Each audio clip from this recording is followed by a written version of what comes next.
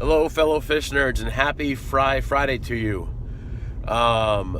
If you'll notice, strapped into my son's car seat, and look in the mirror right over there over my shoulder, are the fish that are the subject of today's video. I got them last night my time, Wednesday night, everybody's time, at my local fish club. My local fish club was lucky enough to have, in my opinion, world famous, at least fish fam famous, I would say catfish expert, Eric Bodrock. Oh, hey, I wanted to interject one thing. I want to interrupt myself here. Wanted to say that if you want to go see Eric Bodrock's fish, or possibly buy them yourself, go check him out on Aquabid. He is on there under all Oddball Aquatics.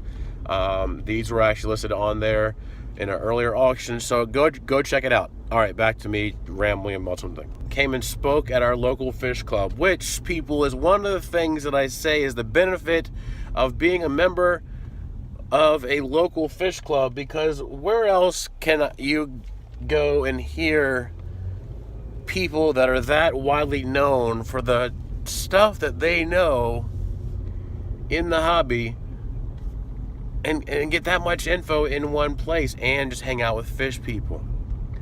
So, Eric Bodrock talk. I had to come in late because my wife had this meeting that ran until late. So I came in late, but even the part that I was there for, I think I was there for at least the second half. It was full of so much information I've never even thought of and never even knew, and all these little tips and stuff. I was just sad that first off I missed the first half, and second off, I was sad that I didn't bring my recording stuff, which my phone was in my pocket, I guess, but that I didn't record or stream his talk last night, because it was so chock full of info. I was just trying to cram it all in my brain. Like, get moss from off of wood and not rocks, because they have a female hormone that will help to get fish spawning like cories. What? That's crazy, awesome information that I would have never known if I didn't go last night. So cool. That's just one of the things. It's all the rest of the stuff that he talked about that I thought was cool is shoved up there in my brain in random places. And it was such a great talk last night. Anyways, so then later on in our auction, he actually had two species of fish from his, I think he said 200 and something, 30 or 250 tank fish room collection. And I bid on the first one, but there was this couple that honestly, when they bid, you may as well not bid because you're not going to win. Well, I bid just because, I was like, hey, let's try and see if I have a chance. I didn't have a chance. Their arm was straight up in the air and not going down. So didn't get those. Those were pretty cool, but hey, maybe I'll talk to them later on about a possible trade. Who knows? Then his second species came up last night, and I actually waited for the other bidders to possibly back out and everything, and two or three in the beginning, and one backed out, and then there were two, then there was one, and then I started bidding and came in late to the show, and I ended up winning the auction. So they're actually strapped into my back seat right now, safely getting a ride in. My son rode in on the roof. No, I'm just kidding. I already dropped them off with a babysitter. They were in the back of the car, and I moved them to the front to his seat just because I thought that would be funnier. So yes, this is staged. These are my crazy high budget special effects.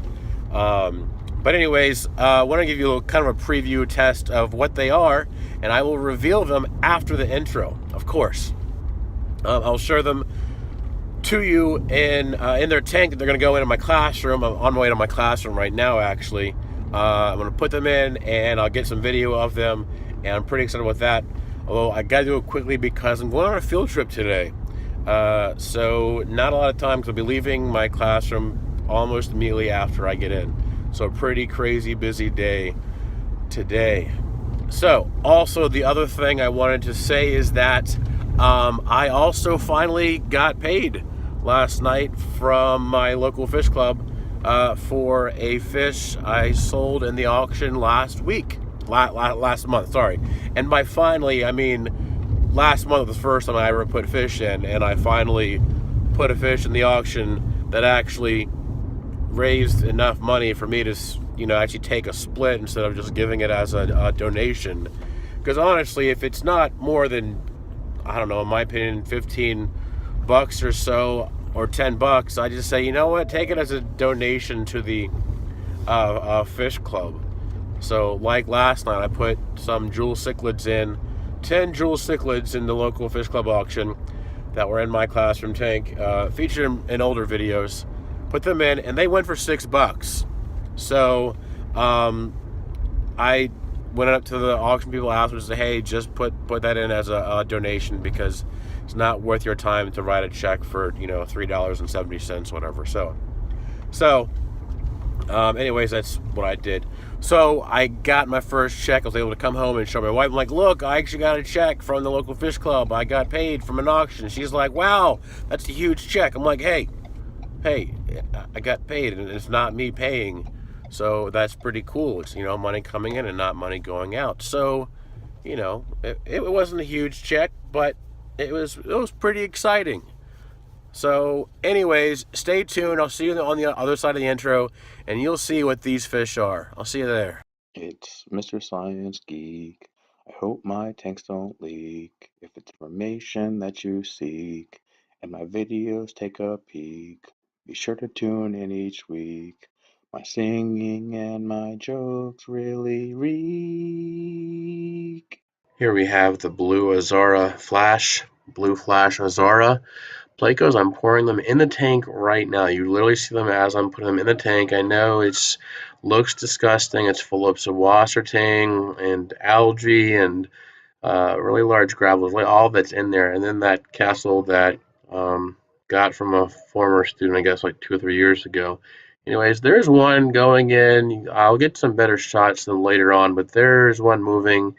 Um, there's a little bit better shot. And Eric, part of his speech, part of what he was talking about is he was saying that Plecos in the wild, that they sit on their foods. They always have access to their food, so they're always able to grow. So they just eat and they clear up the area, and then they move somewhere else, and then they get move somewhere else and get more food. So I'm really not worried and actually happy that they're in a tank that has algae, so they will have a continuous source of food, at least for the weekend.